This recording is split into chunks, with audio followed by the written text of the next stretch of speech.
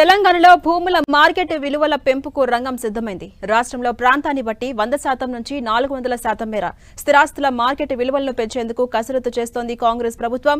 పెంచిన స్థిరాస్తుల మార్కెట్ విలువలు ఏప్రిల్ నుంచి అమలయ్యే విధంగా ప్రణాళికలు సిద్ధం చేస్తోంది రేవంత్ సర్కార్.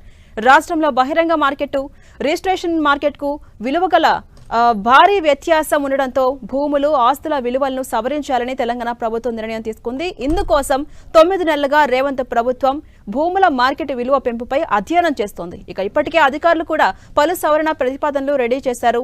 ఏటా భూముల విలువ పెంచాలని, అది కూడా శాస్త్రీయ పద్ధతిలో ఉండాలని సీఎం రేవంత్ రెడ్డి అధికారులకు సూచించారు. ప్లాట్ల ధరలను ఆయా ప్రాంతాలను బట్టి 15 నుంచి 30% స్థలాల విలువను 1 నుంచి 4 రెట్ల వరకు పెంచే అవకాశం ఉంది.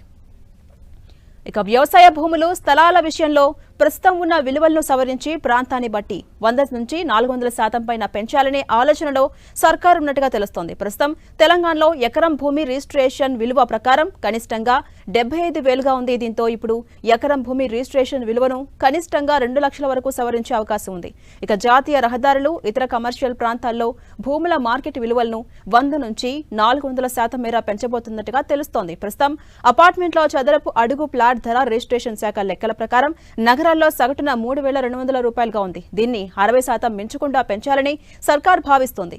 హైదరాబాద్ శివారు బాగా అభివృద్ధి చెందిన ప్రాంతాల్లో ఇప్పటికీ భూములు, ఇంటి స్థలాల రిజిస్ట్రేషన్ విలువలు చాలా తక్కువగా ఉన్నాయి.